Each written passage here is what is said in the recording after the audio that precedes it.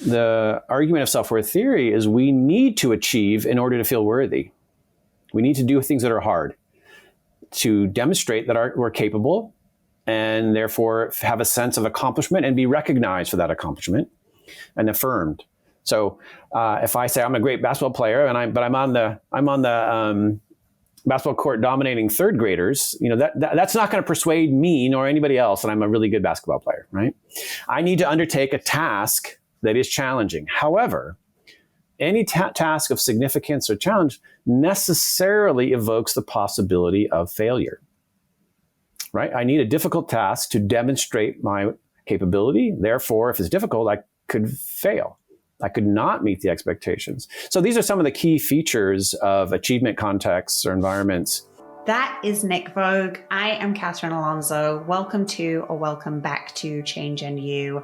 We are getting close to the end of our first season, which I cannot believe, but it has focused entirely on overcoming obstacles to change. And one of the biggest obstacles to change that I know a lot of us experience is procrastination, which is the topic of what Nick and I talk about today. Nick is the Senior Associate Director at the McGraw Center for Teaching and Learning at Princeton University, and a lot of his work anchors around self-worth theory and procrastination. And those are the topics that we dig into. And man, I am so excited to share this with you because I think in the past have thought of procrastination as quite a simple thing. It is putting off something that really you should do now. And what our conversation revealed is it's actually incredibly complex and there's so much to be understood about why we procrastinate and how we can help ourselves to minimize procrastination when that's something that we want to do. So I am so excited to share this with you. Without any further ado, my conversation with Nick Vogue. Nick Vogue, welcome to the podcast. Thank you. I'm happy to be here. I am so excited to be talking to you and really grateful for your time. And I think we're going to dig into some fantastic stuff. So to start off, tell me a little bit about your work and what you focus on. Yeah, so my day job, so to speak, is I work at Princeton University in a Center for Teaching and Learning. So I work with students, undergrad and graduate students, on really understanding and adapting and adjusting to the academic demands here at Princeton. On the one dimension is learning, studying, time management. Part of that is motivation and meeting those challenges with resilience and persistence. I also work with faculty in terms of teaching and training them in ways, for instance, and designing their courses that are conducive to student learning engagement and also they're promoting their intrinsic motivation. I do have some other things I do on the side. I coach and consult and on occasion. And as we discussed, I'm developing a little a project of my own with a dear colleague.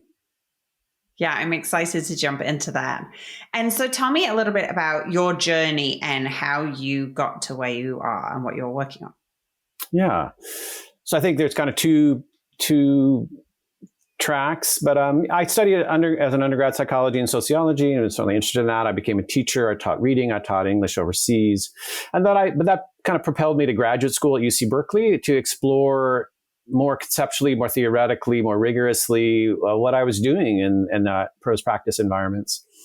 And I studied reading and learning in particular, literacy. And while I was there, I branched out. I'm a very curious person, and I took a class with Professor Martin Covington, a renowned psychologist at Berkeley.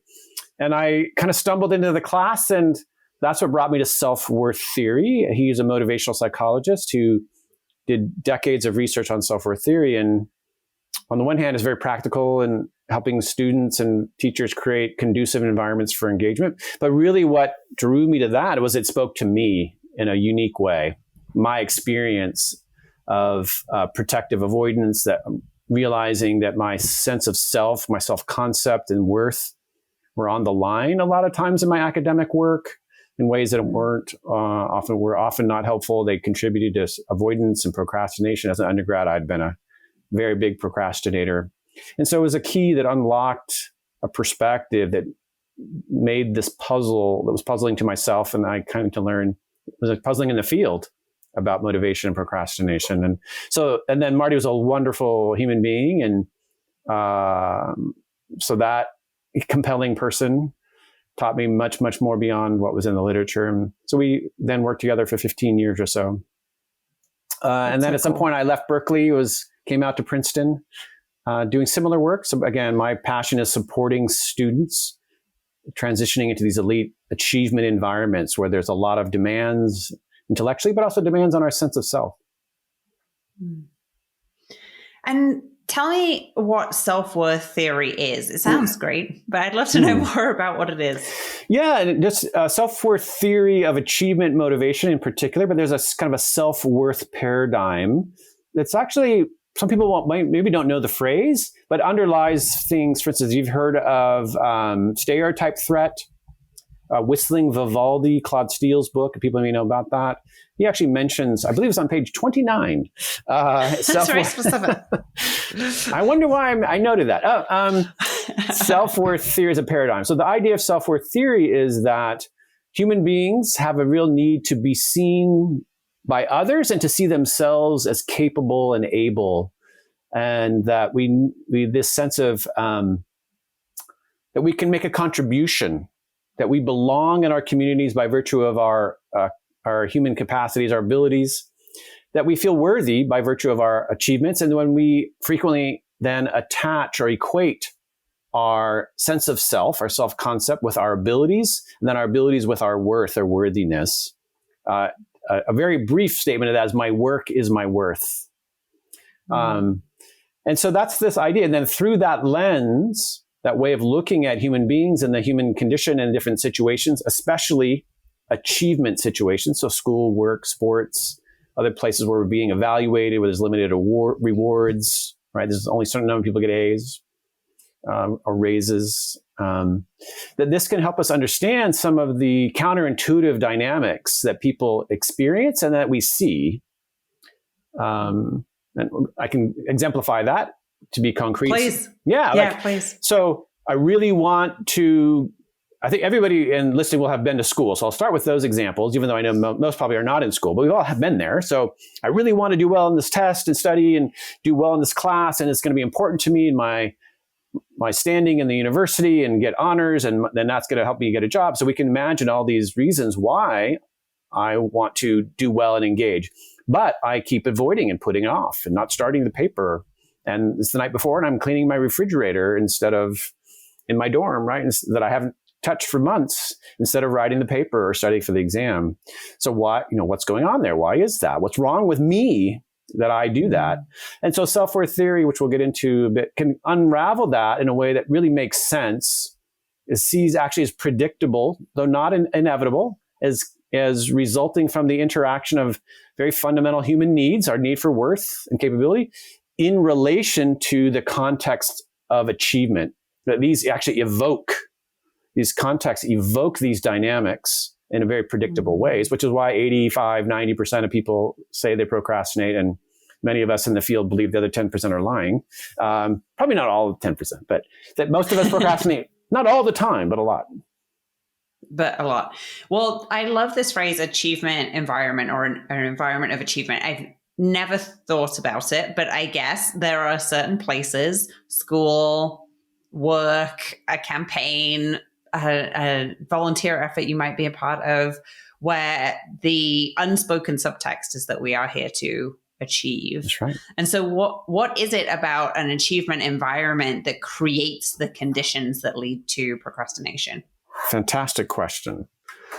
So one is that these stakes, these external stakes, are people counting on us, that it has impacted the world.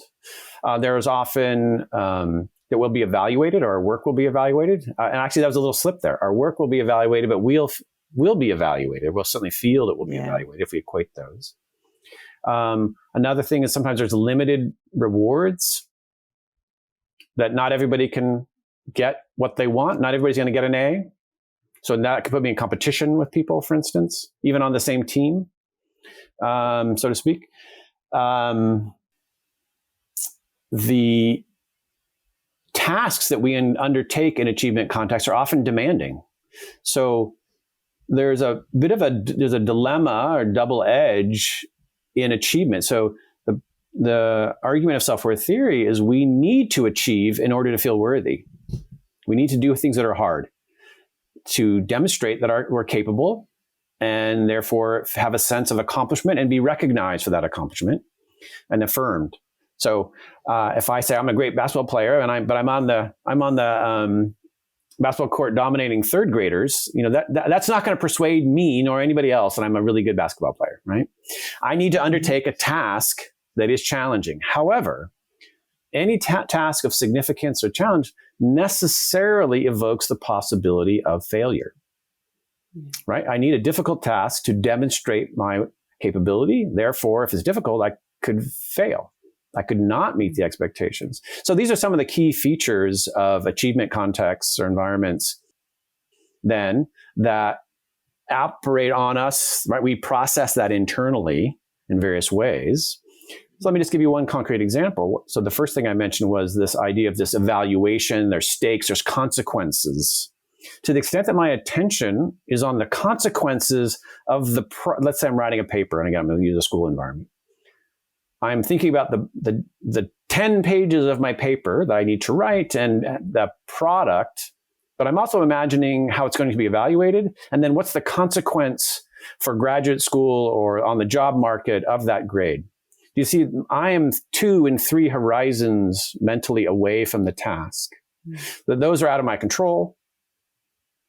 They're not directly within my control.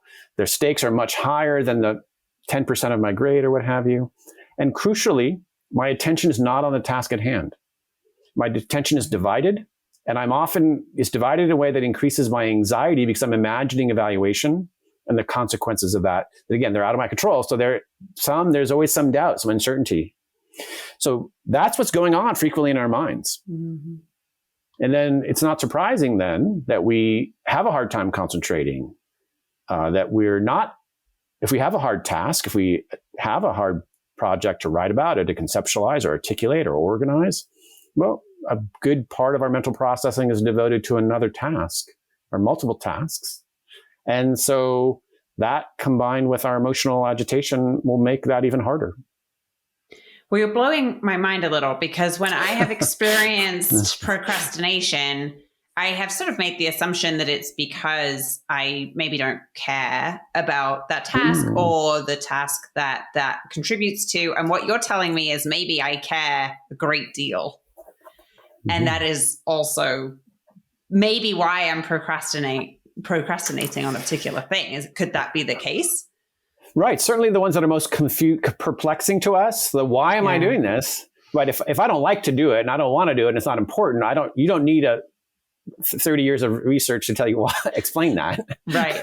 It's what I really want and it's really important. And I actually like physics, but I'm not doing it. Or I enjoy writing and I'm not doing it. Though that needs an explanation. Mm-hmm. But indeed, you use a key word, care. And why do I care and how do I care? What is this meaning to me, my sense of self in particular? And so that care is a kind of way of saying stakes, and an emotional way of saying that cognitive or intellectual part of stakes. I care about it. So one way to understand procrastination is that you're over-motivated. Mm-hmm. And in fact, so Professor Covington created a framework, and he would describe, not to say only for procrastination, but people who are highly approach motivated. They really want to achieve. They have a sense of need, a powerful need to achieve, to accomplish things. Yeah. And as a distinct continuum, a powerful desire to avoid failing. And you can be high or low in any of the 4 combinations of those things. So you can really, really want to achieve and really, really want to avoid failure.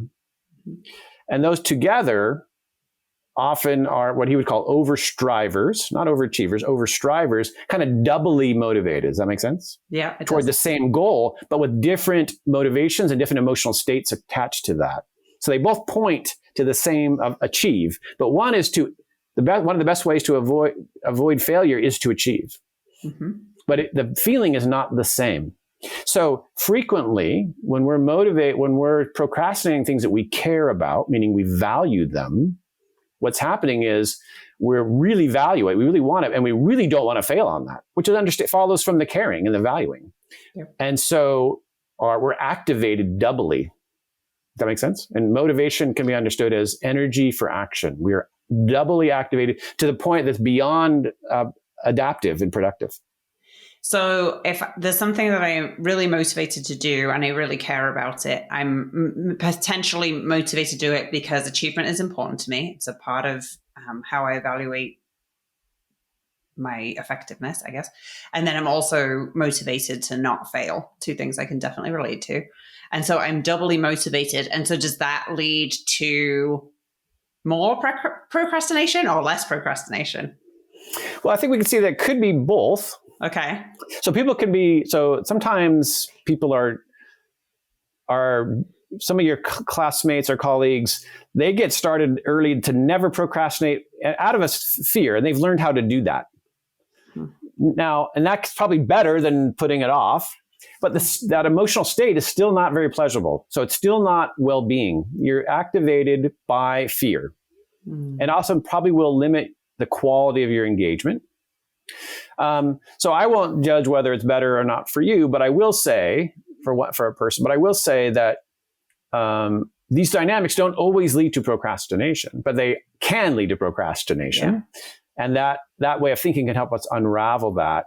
But there's other ways too to interrupt the dynamics and cycle of procrastination other than that would direct our attention away from some of the reasons that we're feeling anxiety. So for instance, that you're thinking about your own achievement, your sense of self. Well, that's then to the extent that the lens is on that, then you're likely to feel anxiety. So one antidote to that is simply to shift our attention. It's not that there won't be some consequences for your bonus this year or the impact on the community you're trying to serve. Mm-hmm. The question is that the most useful thing to be thinking about?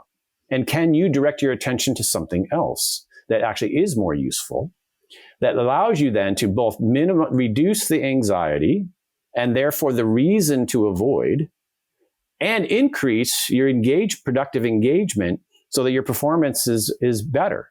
So, for instance, reminding yourself, I actually like analyzing data and coming to clear findings and the click of insight that's involved in that. I enjoy that. That is an intrinsic feature of the activity that I'm tasked with doing. And when I think about that, I'm much less likely to be thinking about, because it's hard to hold both of these, how will my analysis be evaluated in my end of the year performance review?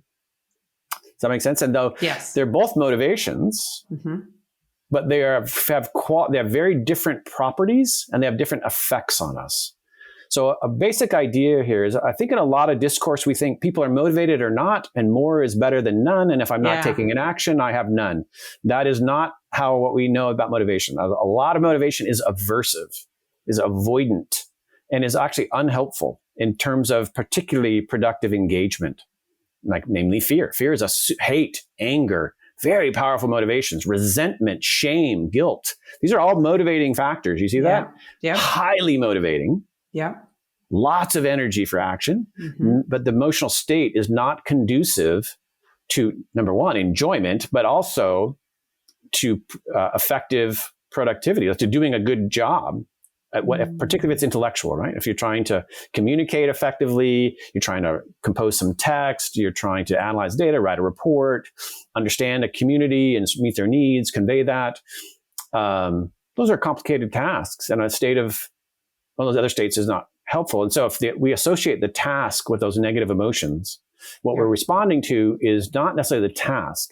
It's the meaning, the feeling, the threat that's associated with those, right? The potential consequence. So what that's making me think of is if we think about political campaign environments where a lot of people are engaged in order to create social change, and where I started my career. And so on political campaign, it's short. You have a set amount of time. There is really one barometer for success or failure, and that's winning or losing. Right. And it is very public, and it is very clear. There is no doubt as to whether you have won or lost. Yeah. And my experience was that a lot of the motivation is fear of what will happen if the other candidate That's wins, fear of what will happen if your candidate doesn't win. Certainly, oftentimes, there's a tribalism to political campaigns, obviously. So there's there can be genuine hatred for the other person, the other team. And there's zero sum, right? I lose, you win. Yes. You win, there is I lose. no way. Absolutely. There is no way for everybody to be a winner, for sure. And so I'm curious. And also, because you have this limited time, generally speaking, it's at least my experience, highly motivated environments. You're working incredibly long days. I always used to say that political campaigns is like throwing a bunch of stuff at the wall and seeing what sticks. There's not a lot of room for testing, trial and error. You just try a bunch of stuff, and obviously there is iteration. It's a bit more scientific than that, but certainly it's an intense environment. So how do you think those might trigger things like motivation and procrastination?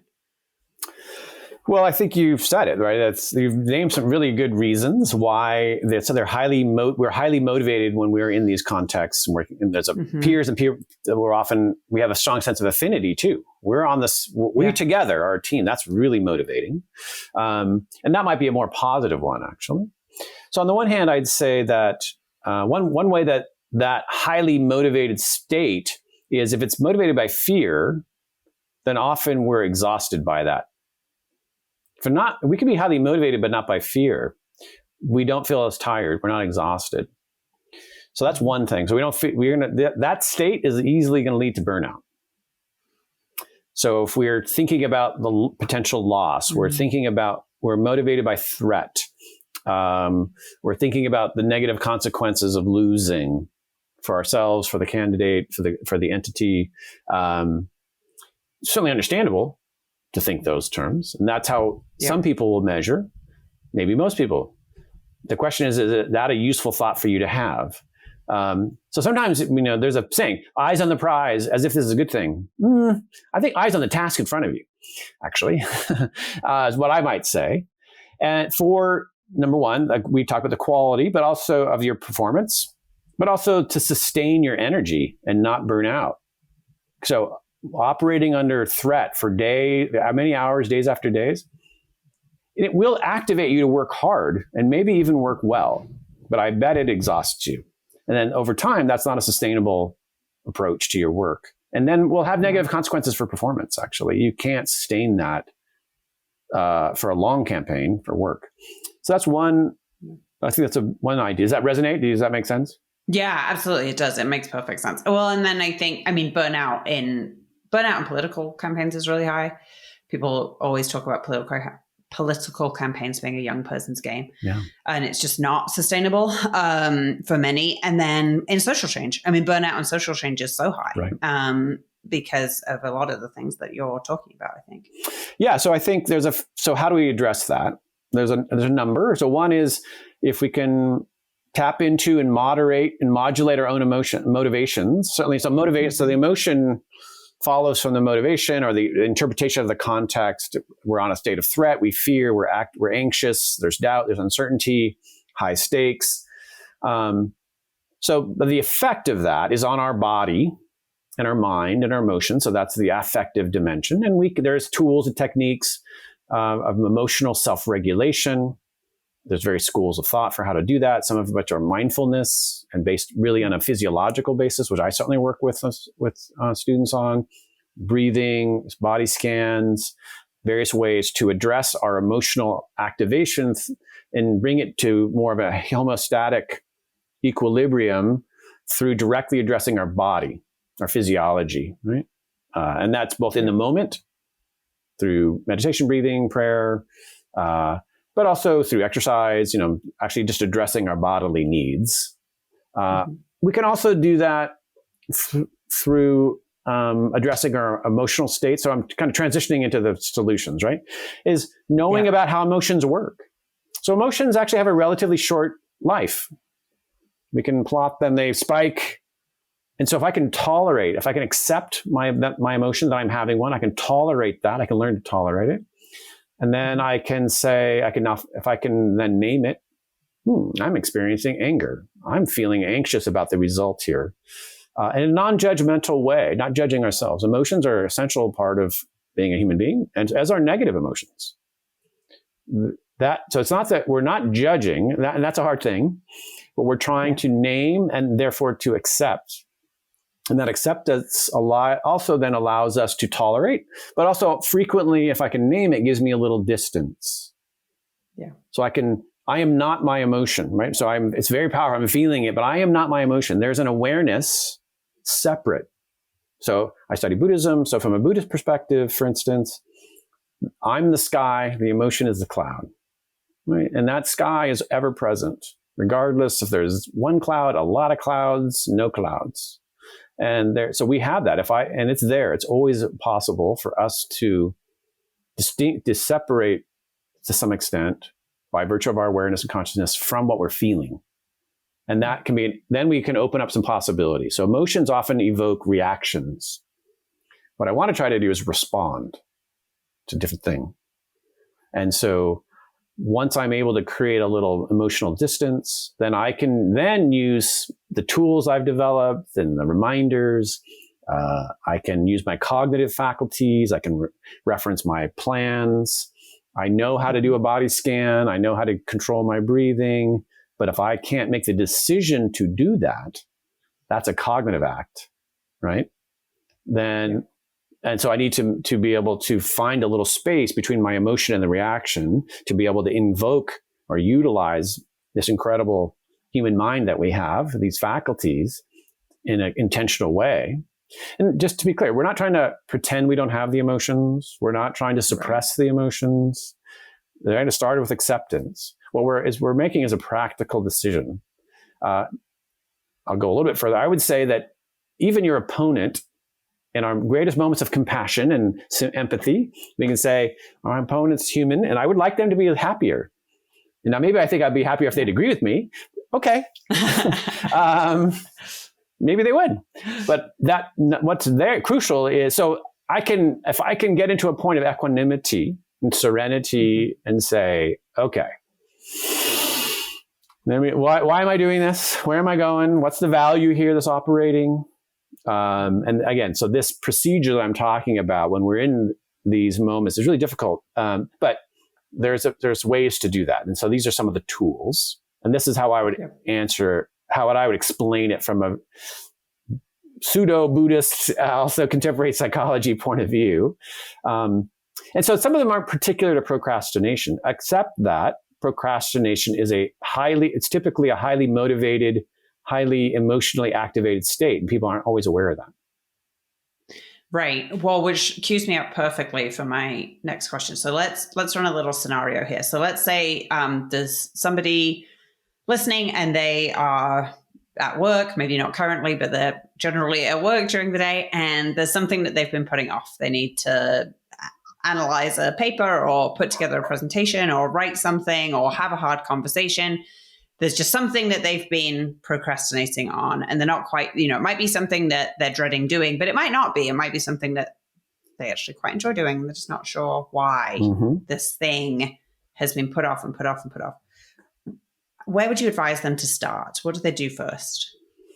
That's a very good question. I think that's right. The scenario is to try to look at the situation as a whole and try to understand and look at, kind of examine different dimensions and say, I wonder if it's almost like a little bit like a checklist. Like, am I emotionally agitated? Am I kind of wrought up? Do I feel a sense of dread in my gut here?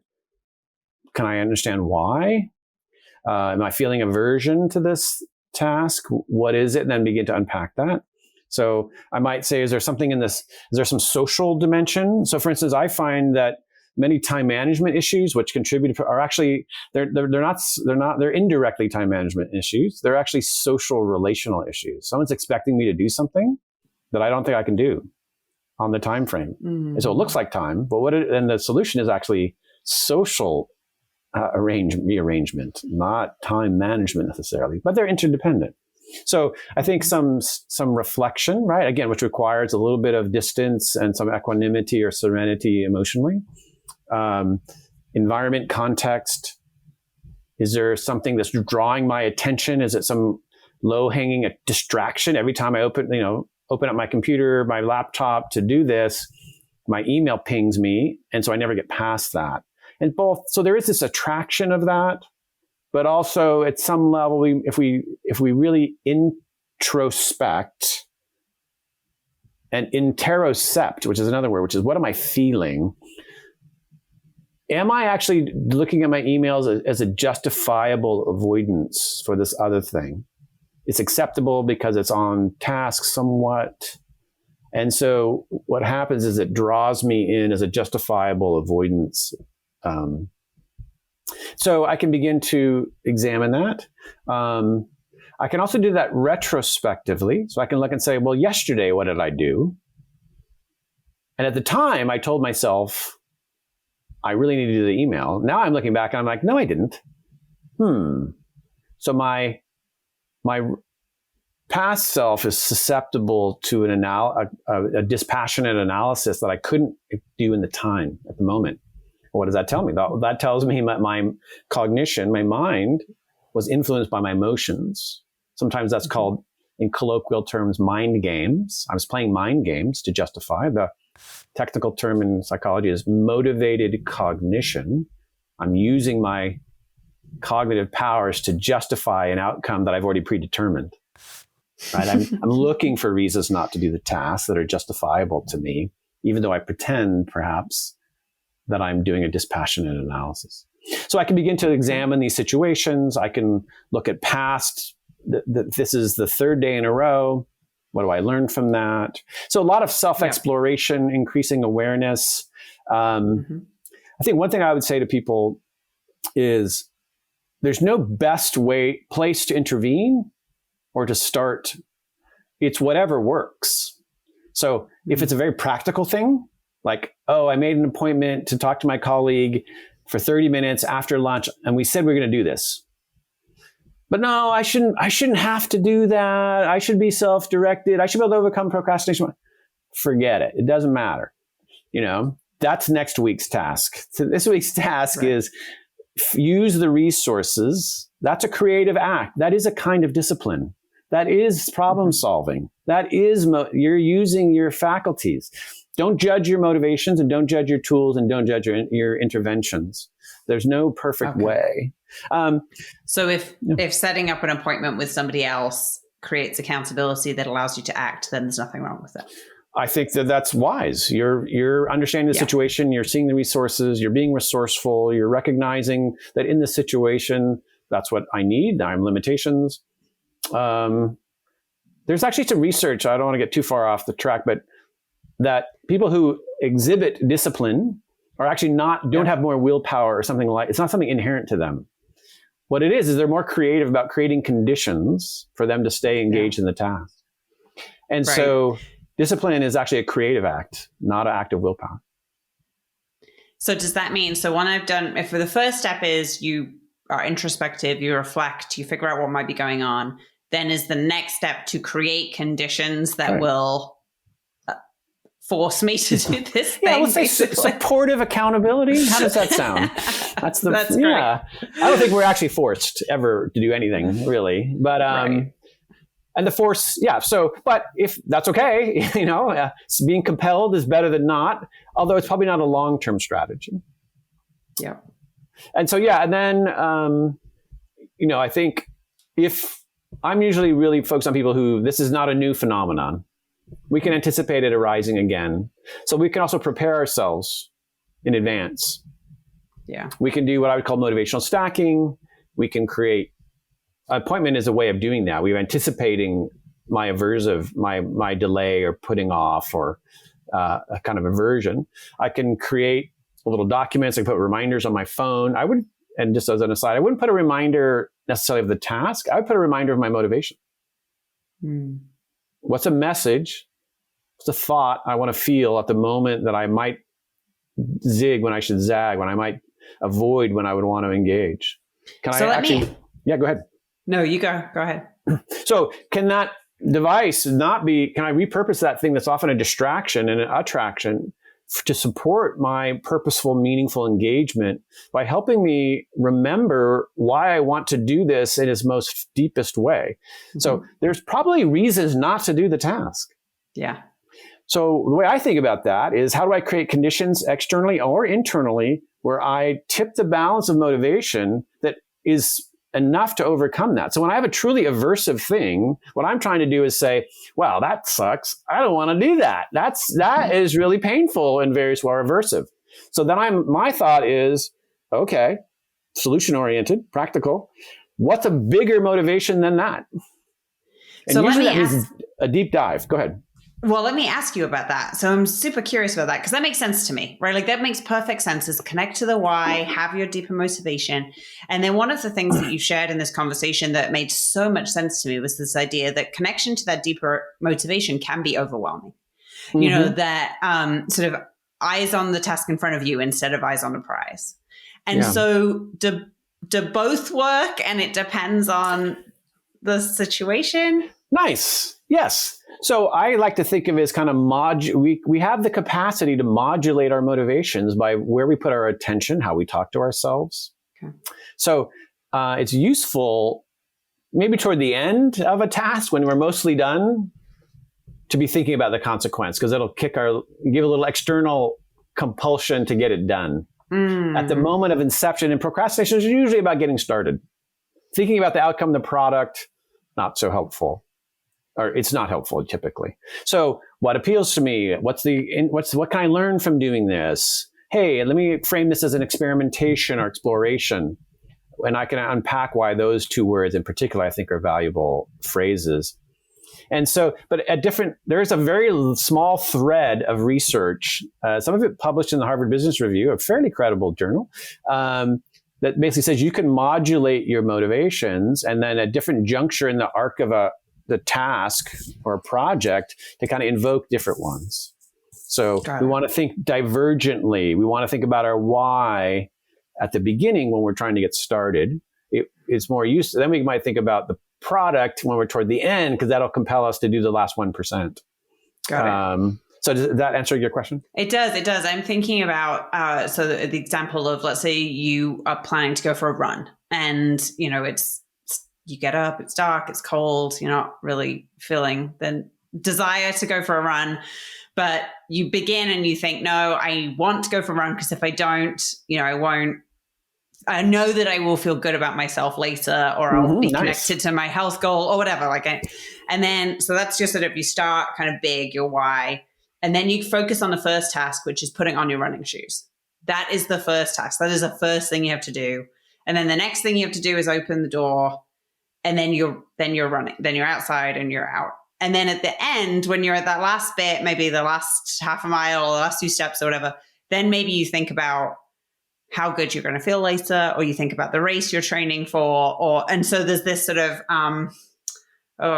variation of what you stay focused on to modulate your motivation. Okay. That's right. That makes sense to me. Attention. Yeah. And so you said another technique, a tool, which is essentially to have a very discrete, specific protocol, right? So I put on my shoe, like it's a step, which is to put on my shoes, and I could create my environment to help me do that. And then I go to the door, and so that specificity can often increases our sense of efficacy. So one thing we didn't exactly talk about, I was going to earlier, but sometimes we procrastinate because we don't feel we're capable of doing it. We don't have the knowledge, we don't have the skills, we don't have the resources. So our sense of efficacy, or that we can affect the outcome we want, is low. We're pessimistic. That then leads to pessimism, which is a different thing, right? The efficacy is a assessment, it's a cognitive dimension, but the pessimism or low expectation of achievement is more emotional and motivational, right? They're connected, but they're not. It's useful to actually distinguish. So sometimes what we want to think about then is not doing the task. If I could examine and say, oh, I don't know if I have the knowledge to do this kind of analysis. Mm-hmm. If I can specify that, then I can turn that into a question. How do I get the knowledge? How might I? And then I've concretized it. I've made it tangible. But I've also framed it to myself as a question, not as an obstacle. And then I could also see some value in that. Like, oh yeah, God, it'd be really good if I got better at how to analyze this stuff, not only for this one, now I have additional kind of motivations that are often intrinsic. They're about growth and development. So there is another broad contribution or contributor, I should say, to procrastination was my sense of efficacy. Do I know how to do what is required of me or have the resources in various ways? And then, so that becomes the task. There's a saying that I quite like, which is the obstacle to the task becomes the task, but often requires a completely different set of skills. If my emotional state is the obstacle, then analyzing spreadsheet is not the solution. That's the task ultimately, but that set of skills isn't going to help me manage my emotions. And so if I can recognize that I actually am working on a different task. So I think this is a broad strategy. For a lot of people, if you're struggling with procrastination on a repeating basis, it's not the writing. It's not the data analysis. It's the procrastination that is the thing. And recognizing that and then recruiting and developing a different set of skills and strategies that's the methodology. Now, sometimes it is getting better at writing and data analysis, but a lot of times it's not. This is so helpful. So the whole time we've been talking about this, I've had two things in the back of my mind that I've been procrastinating on for ages. One task, if I'm at the other side of the first step, like I've done introspection on both of these things. So the one task is I don't enjoy it. It's something I don't enjoy doing. I don't like it. I have to, though. It's part of my, it's part of my job for the foreseeable future. It's part of my job. Then the other task is something that I actually enjoy a great deal. So let's start with the one that I don't enjoy. So it's super technical. And actually, what you just shared was really helpful. The reason I'm procrastinating it is because I know where I need to get to. I need to send an invoice to a client, but there's a first bit that I'm not quite sure what to do. And so your phrase, the obstacle to the task becomes the task. Instead of thinking of it as I need to send this invoice, I need to think of it as I need to figure out this piece first. That's right. Because then when I have that, I'll be able to complete it. I need to get outside the front door with my running shoes on. Yeah. Right. Break it down. Okay. So the one that I enjoy doing, this is a head scratcher for me. So I'm really interested to hear your thoughts. So I'm learning Spanish. My parents-in-law don't speak English. And so I am highly motivated to learn Spanish. I've been learning, I think, for 5 or 6 years now. I started off with one word. I would say that I am an intermediate speaker now, and I enjoy it. It's something I really enjoy. Something that I know helps my Spanish is reading in Spanish.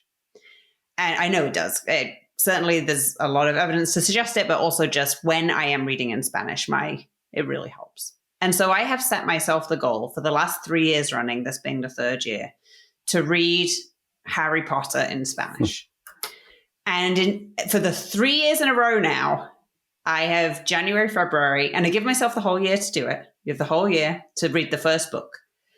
And the first time I tried, the first year, the reading level was too high. And I failed because I just wasn't there.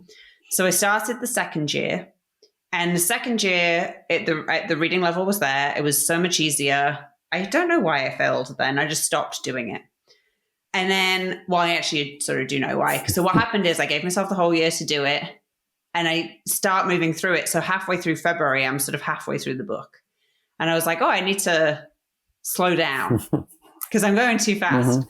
And then I'm done. Maybe a lot of times people think, I'm halfway done. I've got a good rhythm. I'm done.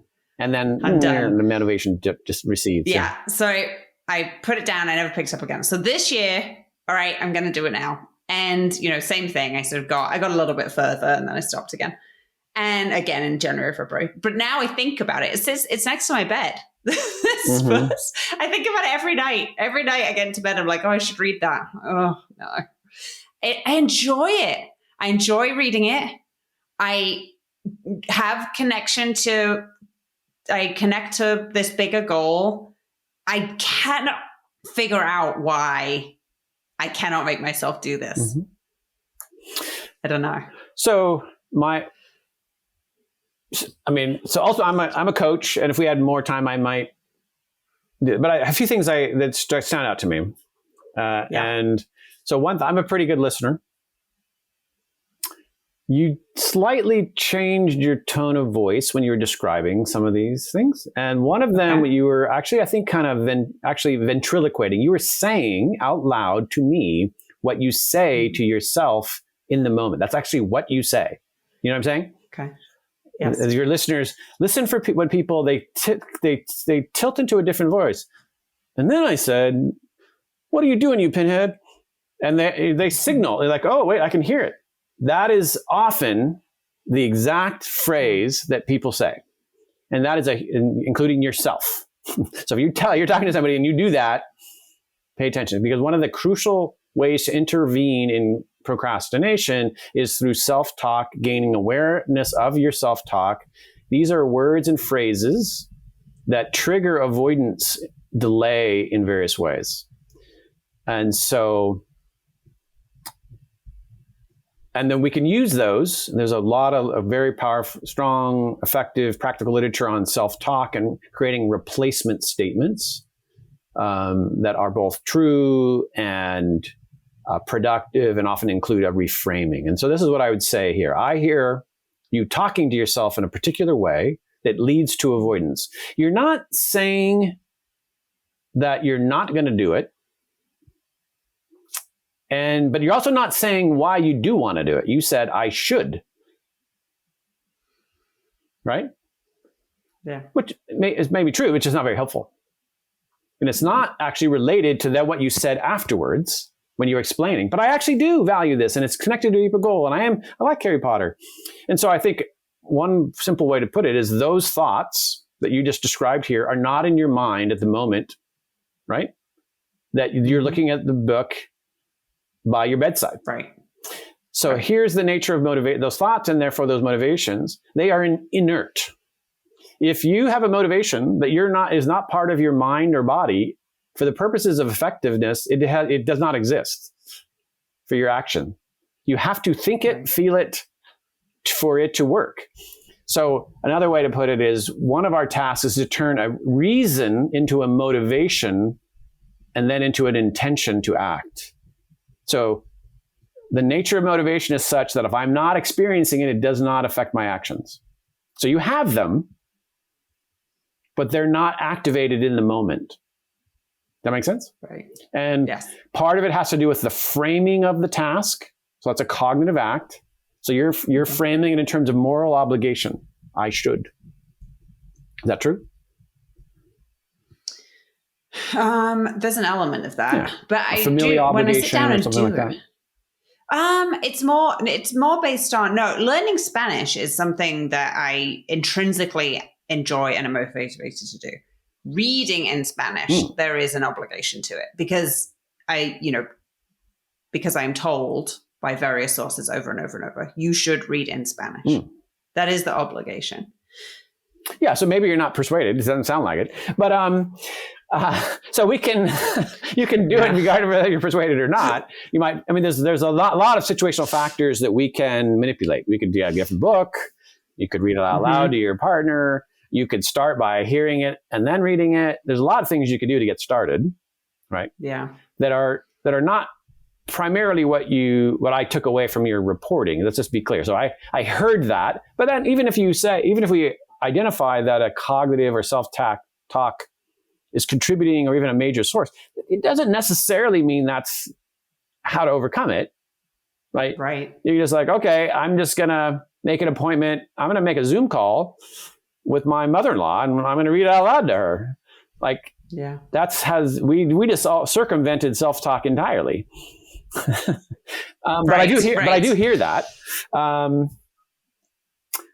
We can go back in time a little bit. You said I just stopped, and then you kind of say, well, I didn't just stop. So here's another thing I listen to, and I encourage you listening. When you hear the word just, don't believe it. What is just? People are minimizing, they're trying to diminish, they're trying to simplify. But why? I hear just, my antenna go up. Often anyways, so be alert to that. But then you stop and you unpack that. And you say, well, actually, there were some dynamics. The way I think I'd say is the way you'd conceive the task as across a year. And actually, that didn't help you. No, it didn't. So initially, maybe it did help you get started because you're saying it's not, the stakes aren't so high. Oh, I have to do a whole 450-page book and my second line, and that would be daunting and create dread. But at some point, and this goes back to your point about different motivations or different framing at different points. So this is a common thing. So we can say, wow, if I can, instead of saying I have 10 months to do this, or I could do it on the weekend, or I can do that later, that's a really common self-talk, right? And I'm going to come back to that in a moment, but if we can reframe that, if we can rephrase, I could do it on the weekend, but if I do an hour now, that's one more hour on my weekend. I got to do something I want to do. Yeah. Both are those true statements. One tips the balance toward starting the action. The other does not. So we can be conscious of that. We can write it down in advance. We can put it on a Post-it. We can tattoo it on our arm. You can have it as a screensaver. You can send yourself an email that hits your inbox at 4:30 on Friday that says, no, put the half hour in now. Yep. Because I want to spend time with my niece on Sunday, and if I don't do this, or I want to sleep in, or like, what are the positives that are motivating you to do that? So one thing I will say about these kinds of self-talk, since we're getting into a little more detail here, if you don't mind. Please. Notice the nature of these common statements. So I listen a lot, and I've heard a lot of them. I said a lot of them myself. Is we actually don't say, I'm not going to do it. We say, I don't have to do it. I don't really need to do it. I can do it on the weekend. Well, but that influences the action, but it does so very subtly. Because if we had said, I'm not going to do it, we actually might invoke a reaction to that. But we didn't forthrightly, clearly state an alternative action. I'm not going to do it. And I think if we do, we're more likely to put it in question. What's going to happen if I don't? What is the effect on me on Sunday night? And so it's kind of insidious in a way, and it very subtle. But so we didn't say we weren't going to do it, but we gave ourselves a reason to not do it that made sense. And so if you've seen the TED Talk, that's why I talk about kind of tipping the balance. Often these are little things, a thought, an emotion, a context that collectively tip the balance away from engagement, away from starting, toward avoidance, putting off, delay. So no one event or activity by itself is sufficient a lot of times. And this one in particular, because it's a almost invisible drop in the bucket but then crosses some sort of threshold. So, and then it also prompts us then to really examine the language of our self-talk. Yeah. Find the things that are true about it, replace it. And then the last thing I would say about self-talk is once we gain awareness of what we're saying, what used to be tip the balance toward aversion can become a trigger for replacement. Oh, I said it again. That's my thing. I always say that. I said it again. Now I'm going to use it to actually prompt me for a replacement statement. And I have it written down. I just said it. Now what's on my phone? What did I say I was going to say instead? Here it is. It's waiting for me. Absolutely. Well, what I love is that you said it's not always one thing. It can be a whole collection, a whole set of things that you can try and trial and error and different tools at different times, it sounds like.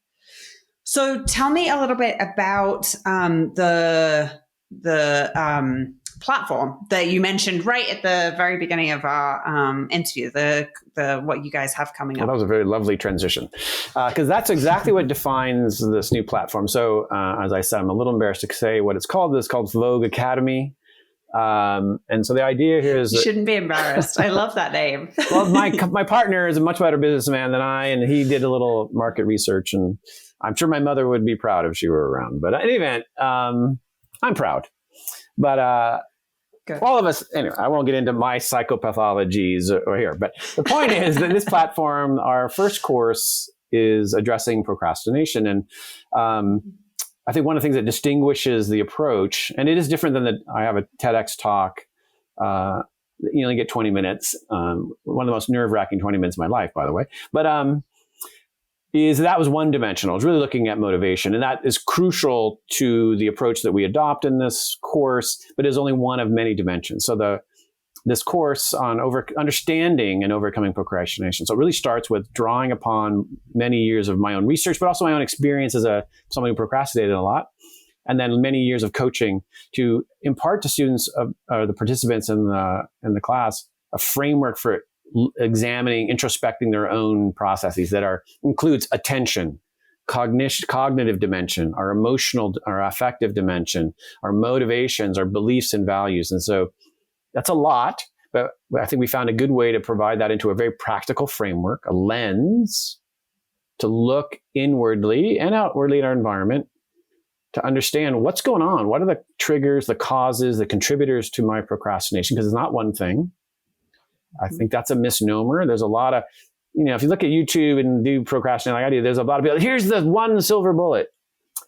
I think that creates anyway, I'll come back to one of the negative effects of that. So the approach then is that it introduces these different angles and then techniques, strategies, tools that are very practical and applicable to each of the dimensions. So there's cognitive self-talk and reframing tools. There's time management tools. There's emotional self-regulation tools. There's a motivational modulation tools. There's environment design techniques and tools. And the idea is that we introduce these as a kind of toolkit, and then the participant assembles the tools that are most salient and relevant to them. That they make those decisions, but we make them clear and available on the platform. Allows students to manipulate things and kind of grab tools and put them in a toolbox for themselves. And so I think that's one of the things that distinguishes our approach is that it's multidimensional. We're not trying to make it sound like it's really simple. Oh, procrastination is simple. It's just a habit. Break your habit. Or procrastination is self-talk. Stop talking to yourself. We're really pitching to people who, hey, they tried those things and that didn't work. And then I think what happens is people try the technique that's tried and true and simple and works for everybody, and it doesn't work for them. And then they say, oh, it must be me. Mm-hmm. I would encourage you to think, maybe it's not you. Maybe it's your understanding of what procrastination is that's flawed. Yeah.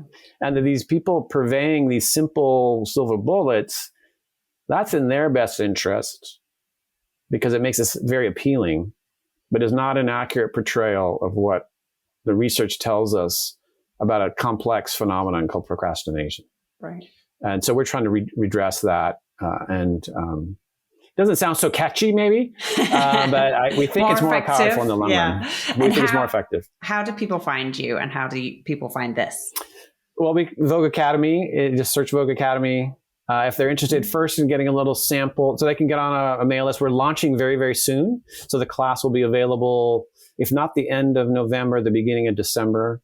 Not that we're procrastinating, it just things take longer than you think. Although there's a little procrastination there, but so that's one way. I'm not sure if you will include any text or link to this, but I think I got some attention because I was able to portray my mentor, Marty Covington's work in a TEDx talk at Princeton. And his research really unraveled this puzzle of procrastination that causes so much pain and suffering to people, including myself. And so that talk is a good entree into one of these dimensions that we address in the class. So those are a couple places to learn a bit more. If you're an educator out there, I did write a book with Marty Covington called Life Beyond Grades. And so if you're a teacher and you want to find ways to address self-worth and create environments that are conducive to deep intrinsic engagement, that book might work for you. So it's Cambridge University Press. But I must say, I'm not on any social media. it's too much of a distraction. Yeah, exactly. Too I much was going to say, it procrastination. makes you procrastinate. Exactly. Yeah. It's not good business, but it's good for my attention. Well, we'll link up your book and the TED Talk in the podcast so people can find those easily. Nick, thank you so much. You are a fountain of wisdom, and I'm so grateful for everything that you've shared with us. Catherine, thank you so much for giving me the opportunity to share a little bit that I've learned from others. And you're a wonderful questioner and interviewer of great questions. Thank you. Wasn't that absolutely incredible? I took so many notes. I usually take a few notes during podcast interviews, but I just took so many. I feel like I was learning for myself rather than interviewing. So I hope that you got something out of it.